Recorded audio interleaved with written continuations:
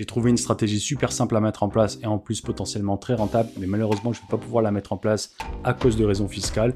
Et pourtant j'ai quand même décidé de faire cette vidéo car elle pourrait être utilisable par d'autres personnes. Donc je vais l'expliquer en détail, c'est une stratégie qui est super simple à mettre en place, donc ce sera pas trop compliqué. Je vais aussi montrer ses potentielles performances assez très bonnes, hein, puisqu'elle ne demande pas beaucoup d'activité et en plus elle fait mieux qu'un investissement passif. Et puis je montrerai aussi les points de vigilance à avoir avant de la mettre en place, hein, si on n'est pas concerné par ces mêmes raisons fiscales que moi. Car bien évidemment il n'existe pas de stratégie qui à 100% à coup sûr va permettre de surperformer un investissement passif. Et donc on y va, let's go. Alors déjà c'est quoi cette stratégie? J'avais déjà fait une vidéo sur le fameux Sell in May and Go Away, c'est un dicton qui est assez connu dans le milieu de la finance qui consiste à tout simplement vendre tout son portefeuille en mai et revenir vers octobre, hein, donc de laisser passer les beaux jours. Et j'avais déjà fait une vidéo, ok c'est potentiellement prometteur en Europe mais ça marche pas trop aux US, j'étais pas vraiment convaincu par la performance de cette stratégie, même s'il y avait quelques points positifs, notamment le fait que ça baisse la volatilité. Je t'invite à regarder la vidéo en détail si ça t'intéresse, je vais essayer de la mettre en lien quelque part. Et je me suis dit, mais quand même elle est un petit peu prometteuse, est-ce qu'on pourrait pas l'optimiser? Et j'ai eu une idée, et ça a marché du premier coup, puisque je l'ai backtesté et ça a fonctionné du premier coup, c'est tout simplement de se focaliser que sur le mois d'août. Le mois d'août qui va venir là, en plus, hein, dans quelques jours, au moment où je tourne cette vidéo. Et donc c'est tout simplement de faire son DCA comme on fait d'habitude, et simplement, tu revends en août pour revenir en septembre. Donc comme j'ai dit, on voit bien que cette stratégie est loin d'être compliquée à mettre en place, hein, puisqu'on est investi 11 mois sur 12, et 11/12e de l'année, on se contente de faire du DCA classique. Il suffit simplement de revendre en août et de revenir en septembre. C'est quelque chose que même un investisseur passif peut faire sans trop se prendre la tête. Donc on va voir tout de suite ce que ça donne en chiffres sur les à peu près 40 dernières années, hein. J'ai les données que jusque début 1988, avril 1988. On va voir ce que ça donne donc sur les 38 dernières années. Donc en bleu, le DCA classique versus en rouge le DCA, la même chose, mais on vend en août et j'ai mis 200 € par mois. Let's go. Donc là, on voit déjà que le DCA qui vend en août a un petit peu surperformé, il est un petit peu rattrapé par le DCA, mais là on voit qu'il prend l'avantage.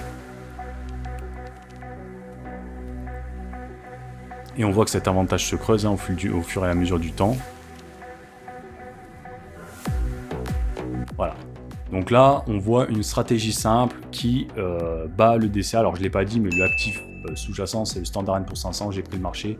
La plupart des gens sont comme moi, c'est-à-dire des investisseurs passifs et qui mettent sur un indice large comme le Standard & Poor's 500. Et voilà, hein, sur 38 ans, on a un delta de 500 000 €, d'un demi-million d'euros, ce qui représente plus de 30% de la performance. Donc c'est quand même pas mal, hein, à aller chercher. Puisque comme j'ai dit dans l'introduction et comme j'ai montré ici, en fait, ça demande pas grand-chose, hein. Simplement de faire son DCA classique, de revendre en août et de revenir en septembre. Alors la théorie, elle est belle un petit peu sur un écran, mais dans la pratique, ça peut être différent. Et comme j'ai dit en introduction, il y a des points de vigilance à avoir quand on fait ce genre de backtest. Et il y a 3 points de vigilance selon moi à avoir que je vais donner là avant de basculer tout de suite après sur la raison fiscale qui fait que moi je vais pas pouvoir exploiter cette stratégie. Le premier point de vigilance, c'est une phrase qu'on a déjà tous entendue, c'est que les performances du passé ne présagent pas des performances du futur. Donc effectivement, sur les 38 dernières années, cette stratégie a bien performé. Cependant, ça ne garantit pas à 100% qu'elle va continuer de surperformer le DCA classique. Mais bon, ça au final, on pourrait le dire de n'importe quelle stratégie qu'on backteste dans le passé, et au bout d'un moment, les backtests, ça sert aussi à élaborer des stratégies qu'on va mettre effectivement en place dans le futur. Donc on pourrait le dire dans n'importe quelle stratégie qui marche super bien dans le passé. Donc ça, c'est juste un petit point de vigilance. Il y en a 2 autres qui suivent qui sont selon moi beaucoup plus importants. Le deuxième point de vigilance, c'est le risque d'overfitting. Quand on fait des backtests dans le passé, il est très facile de se piéger soi-même en tweakant les paramètres. Par exemple, si je retourne ici, par exemple, c'est là où il y a mes indicateurs pour revendre en août, eh bien je pourrais essayer d'optimiser encore cette stratégie, par exemple, pour revendre potentiellement après le 5 août ou le 7, et pourquoi pas le 8. Et là, on peut effectivement rentrer dans ce piège d'overfitting où on va suroptimiser la performance dans le passé, ce qui va perdre en généralité pour le futur. En data science, c'est très connu ce piège-là, hein, et je vais essayer de te l'illustrer avec ce schéma. Donc voilà, en français, ça donne le surapprentissage, comme tu peux voir sur ce graphique-là, où le bon modèle, un modèle super robuste, aurait été la ligne noire. Tu aurais le modèle prédictif qui serait robuste, et là, c'est si tu surapprends sur les données du passé, tu as un modèle qui ressemble plus à rien avec une courbe biscornue, qui, sur les données du passé, est excellent, mais après, perd beaucoup en généralité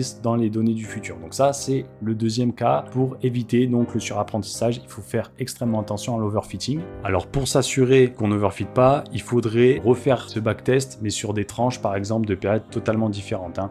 Essayez de voir par exemple sur des tranches de 5 ans, comme ça nous donne plusieurs périodes, ce qu'on appelle la cross-validation, et voir sur des périodes indépendantes si ça continue de fonctionner. Là, je vais pas le faire, mais en tout cas, ce qui est un très très bon point avec cette stratégie, c'est qu'on voit que la performance de la stratégie continue à gagner en alpha par rapport au DCA, c'est-à-dire qu'on voit l'écart qui grandit au cours du temps. Donc ça, c'est quand même un bon point positif. On voit qu'au fur et à mesure du temps, la stratégie continue à prendre de l'avance. Ça, c'est super important. Donc quand même, ça, c'est un bon point. C'est quelque chose qui est rassurant. Et enfin, le troisième point de vigilance qui est pour moi le plus important avant de mettre une stratégie backtestée dans le passé en place pour le futur, c'est tout simplement d'essayer de trouver des raisons explicatives, des facteurs qui expliquent pourquoi cette stratégie fonctionne mieux que la stratégie de base. Est-ce que c'est lié à la chance ou est-ce qu'il y a une vraie raison sous-jacente qui fait que ça va continuer à se produire dans le futur? Et justement, moi j'ai essayé de trouver une raison explicative et mon intuition était de me dire avec les beaux jours, eh bien, il y avait moins d'activité sur les marchés et que donc les volumes de transactions étaient en baisse. Et c'est ce que j'ai regardé donc du coup ici, en regardant les volumes mensuels du Standard & Poor's 500. Alors là, quand tu vois ce graphique, on voit pas grand-chose en réalité. On voit une courbe qui, bon, effectivement, fait des hauts et des bas. Là, on voit pas grand-chose. Eh bien, en data science,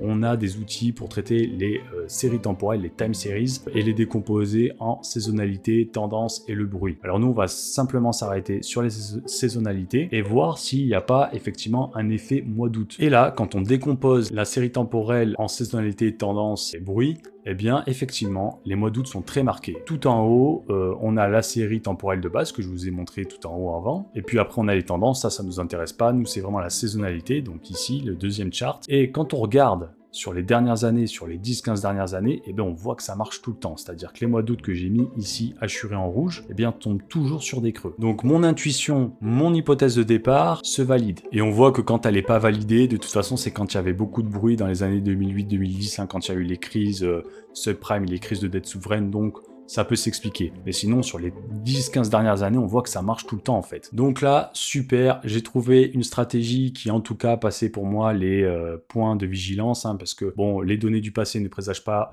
des performances futures, ça c'est vrai quoi qu'il en soit, c'est pas un point que je vais remettre en question, mais les deux autres points, à savoir l'overfitting et les raisons explicatives, sont pour moi en tout cas assez convaincantes. Donc pour ça, je suis assez satisfait. Donc moi, je voulais la mettre en place, cette stratégie. Et donc, je me suis penché, bien évidemment, sur les conséquences fiscales, parce que je suis résident fiscal français. Et du coup, qui dit France, dit flat tax. Alors, qu'est-ce que ça donne si on incorpore la flat tax? Donc, je vais rajouter une troisième stratégie pour la comparer aux deux autres, hein, avec la flat tax. Et donc, bah, là, en flat tax, en France, on est à 31,4%, il me semble. Voilà. Et on change rien, hein. On a juste rajouté la flat tax. On lance un nouveau backtest. Et là, catastrophe. C'est-à-dire que quand même, hein, on passe d'une stratégie qui surperformait de 30 à 40% sur les 38 dernières années, le DCA classique, à maintenant moitié moins. Hein. On passe de 1,2 million à 600 000 euros avec la flat tax. Parce que oui, on pourrait penser que la flat tax prend 31,4% des plus-values, ce qui veut dire qu'on a quand même fait une plus-value. Oui, mais le problème, ce sont les intérêts composés. La flat tax vient freiner cet effet boule de neige, et là c'est vraiment une très bonne illustration où malheureusement cette stratégie pseudo-active, parce qu'en plus elle est super simple à mettre en place, et je vais pas pouvoir la mettre en place parce que comme je suis résident fiscal français, ce serait vraiment pas du tout rentable pour moi de la mettre en place. Il y a un gros manque à gagner par rapport au DCA classique, alors que la stratégie elle-même normalement surperforme le DCA classique. Et comme j'ai quelques Belges qui regardent mes vidéos, je suis très content de pas être seulement regardé en France. J'ai quelques Belges et eux aussi sont concernés par une flat tax, mais une flat tax un peu moins sévère, puisque de ce que j'ai regardé, dites-moi si je me trompe, je peux me tromper, mais moi ce que je vois c'est 10% apparemment depuis janvier 2026. Donc je vais refaire la même simulation pour nos amis belges et on va se demander est-ce que ça fonctionne quand même avec 10%, parce que 10% c'est quand même 3 fois inférieur à la flat tax française, donc potentiellement on pourrait quand même gagner. Alors on va changer ça, on va se mettre à 10%. Alors pour nos amis belges, ça ne vaut toujours pas le coup. On se rapproche un petit peu, on fait légèrement mieux, mais pour le coup, venir s'embêter pour rien gagner du tout, je suis pas sûr que ça en vaille la peine. Voilà, c'est mon avis, après vous faites ce que vous voulez bien évidemment. Mais j'en reviens à un point plus général que simplement cette stratégie, c'est aussi de se dire que voilà, si on veut faire des stratégies un peu plus actives, quand on a une fiscalité associée au rendement du capital, comme ici la flat tax, eh bien il nous faut d'autant plus d'alpha. Un alpha, c'est-à-dire une surperformance par rapport au marché de base, donc par rapport au Standard & Poor's 500. Ce qui veut dire que venir faire des stratégies actives où il y aura des achats et de ventes, c'est d'autant plus difficile en France, en Belgique ou ailleurs que par exemple en Suisse où il n'y a pas ce genre de fiscalité. Corrigez-moi dans les commentaires pour ceux qui font des stratégies actives si je me trompe, mais en tout cas, moi quand je vois ça, j'ai fait une stratégie qui surperforme 30% sur 38 ans, et malheureusement, elle fait 2 fois moins après avec la flat tax. Donc en fait, je me dis que c'est hyper compliqué de venir contrebalancer cet effet flat tax sur le long terme, à moins de faire des rendements incroyables. Je vois pas vraiment comment on peut venir compenser ça, mis à part aller s'expatrier donc dans un pays où il n'y a pas de flat tax comme la Suisse. Voilà, c'est tout pour cette vidéo, j'espère que ça vous a plu et on se dit à la prochaine.